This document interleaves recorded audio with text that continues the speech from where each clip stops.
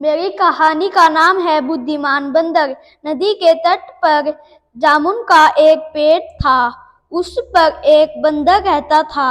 जब जामुने पक जाते तो वह बड़े मजे से उन्हें खाया करता था।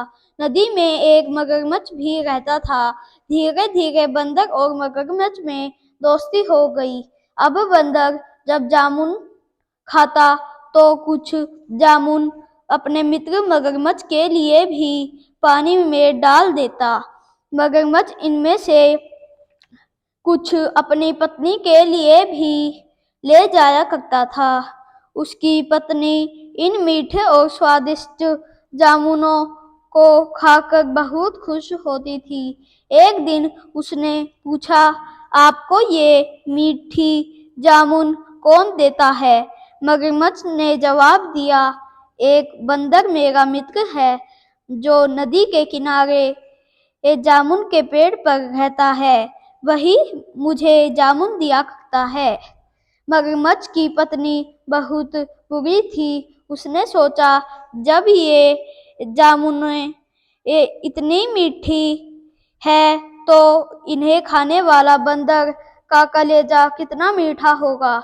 उसने मगरमच्छ से कहा, पतिदेव, आप एक दिन अपने मित्र को अपने घर पे क्यों नहीं लेकर आते?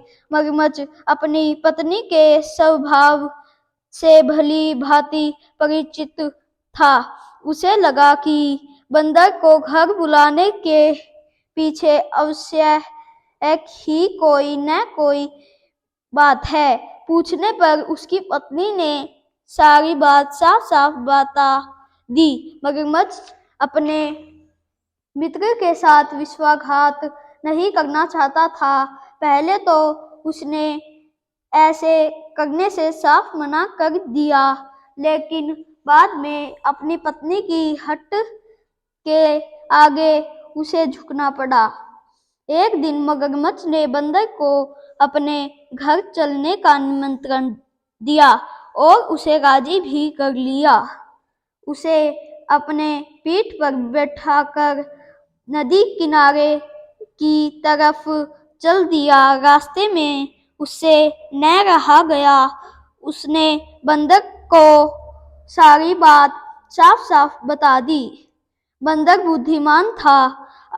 उसने अपनी चिंता और भय को भार नहीं आने दिया तथा बोला, अरे मित्र, बस इतनी सी बात है, लेकिन यह बात तो तुम्हें चलते समय बतानी चाहिए थी, क्योंकि मैं अपना कलेजा तो पेड़ पर ही छोड़ आया।